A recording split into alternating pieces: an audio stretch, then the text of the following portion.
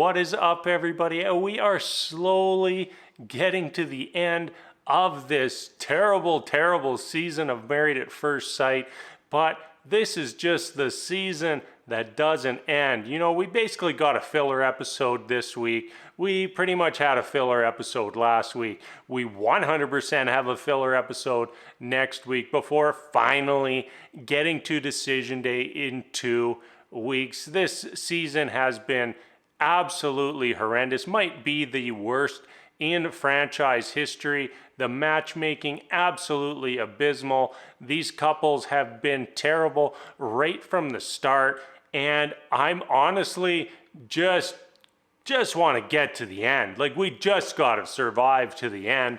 I know that there's been lots of people commenting out there that they're no longer watching the season.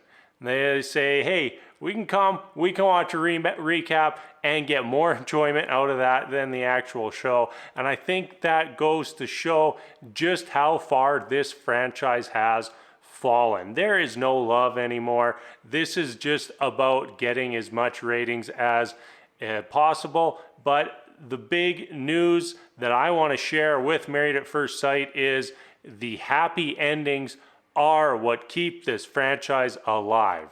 And so many of these dating shows often forget that. You know, we're like, I'm always Googling like who's still together and who are the happy couples. I'm not Googling, hey, is everybody still broken up? No, I want the happy endings. I think most of you want the happy endings, and it's time the franchise got back to that. All right, a random rant about the show done, out of the way. Let's blast through these couples, because honestly, not much to talk about this week. First up, we got Mark and Lindsay. Why are these two doing a fertility testing, and why are they filming it? Like, how does that make the show better? How does that enhance our viewing experience at all whatsoever? And then finally, they did the test right in front of us, and they just put out one of those little COVID rapid tests, put some of the stuff in it, and then I guess Mark's stuff tested positive for COVID, and Lindsay and Mark had a celebration. I have no idea why that was on our TV screens today. Whoever greenlit that whole segment, absolutely ridiculous. That did not make the show better in any way, shape, or form. Anyone else immediately think that Mark and John were a better couple than Mark and Lindsay? You know, this isn't the first time we've brought this up either, because we had Mark and Chris, also a better couple than Mark and Lindsay. I just think that literally anyone would be better with Mark than Lindsay at this point. You know, one thing we are learning about Lindsay is that she thrives off drama, and that's why she's there in the moment when Mark's down, and then she also likes to hold those moments over Mark later on. She's been doing it all season long and continues to do it.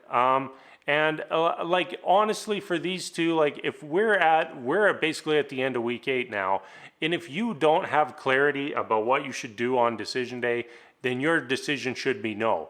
If you don't clearly have the decision in your mind that you should say yes, you should 100% be saying no.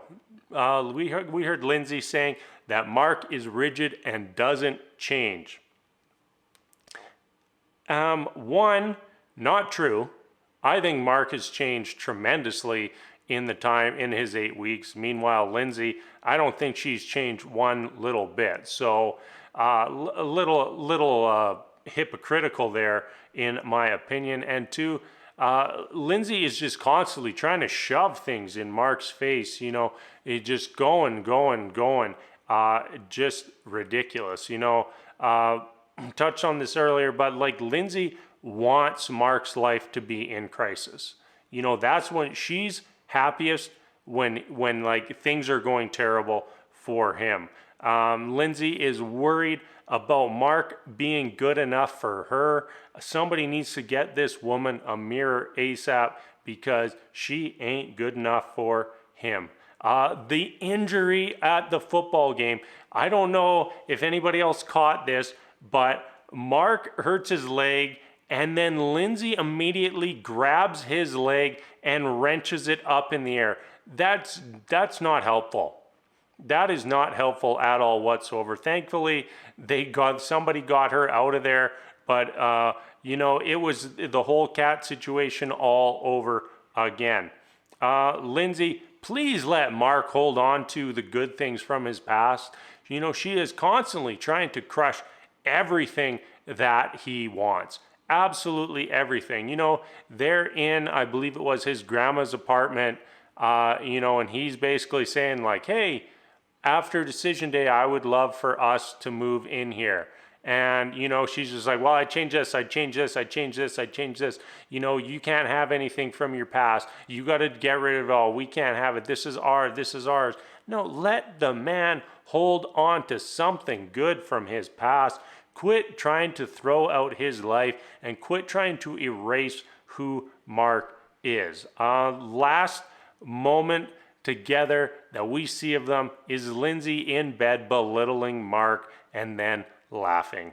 That's about all we need to see for this couple to know that they should say no on decision day. Noy and Steve, Noy, you can't even take care of your dog. You don't even want to take care of your dog, and somehow you're ready to be a mom. Not buying it. We haven't been buying it, and we will not buy it moving forward. And what was the whole thing with Steve buying a new ring? Like, was that some sort of product placement?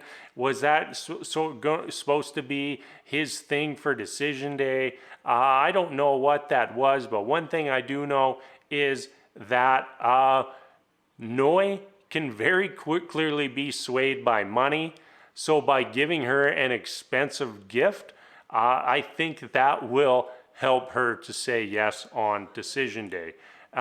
They were talking about whether their lives or their relationship would regress by them not living together. And they were both so wishy-washy on their answers, and neither of them wanted to just be the one to say like, oh yeah, our relationship definitely gonna regress if we don't live together. I kind of feel like at this point that Steve needs to like hand Noy his resume with references just so that she can do a full background check on him, because for some reason she refuses to believe anything that he says. And Noy says, you can't know what you don't know. So does that mean that she's never had faith in anything in her entire life? Or that she's never, say, taken a leap of faith and married a stranger? Very, very ridiculous if you ask me. I did have a chuckle at Steve saying if there was anything that he could have changed in their relationship, it was that he would have gotten a job and he would have eaten the spaghetti that Noy ruined. All right, next up, Katina and Isaac. Coach is back to give more bad advice to Isaac. He basically just said, hey, Isaac, do whatever you want.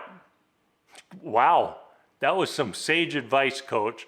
Please never, ever, ever give anyone relationship advice ever again. Stick to whatever sport it was that you coach, and just don't give people advice for anything outside of that thing that you are an expert at. Isaac still complaining about Katina not cooking and cleaning for him. Like, this is the same stuff that we've been hearing since episode 1 and still going on in episode 16.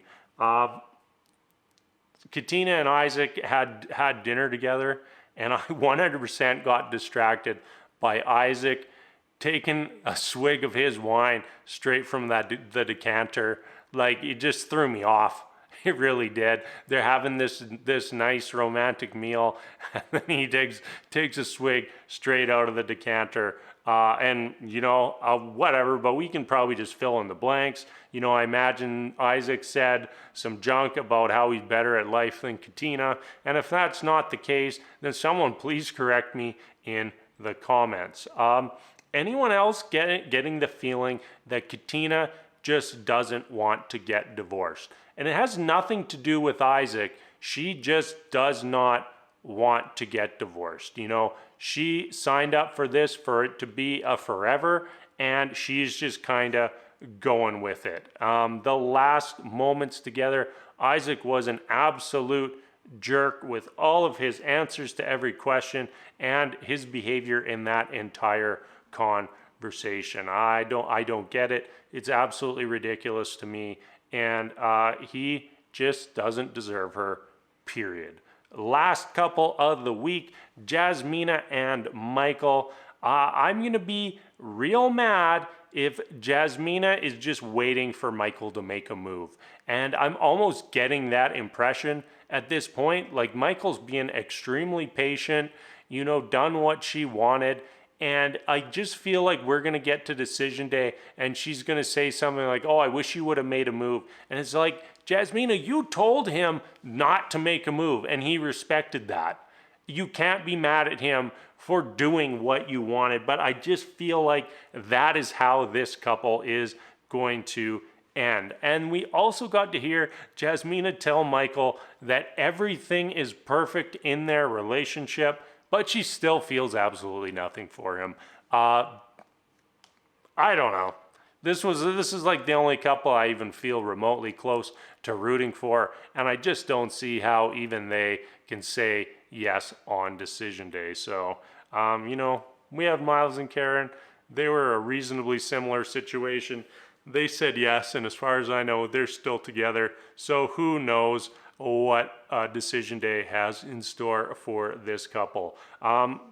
Let's wrap that up there. Probably not going to do an episode for the filler episode next week. Decision day in 2 weeks. Reunion hopefully a week after that. You know, maybe they'll do decision day. They'll do filler episode, decision day, another filler episode, and then the reunion. Maybe it'll be a 2-part reunion with another filler episode in the middle. That's how absurd this franchise is getting. It's like Netflix adding ads to their subscription service. This whole franchise, they're adding just filler episodes into the season to bloat this entire thing. Yeah, getting a little over it at this point, but we're still here. We're still watching. We will be here for decision day and the reunion, of course. And as always, everybody, thank you so much for watching.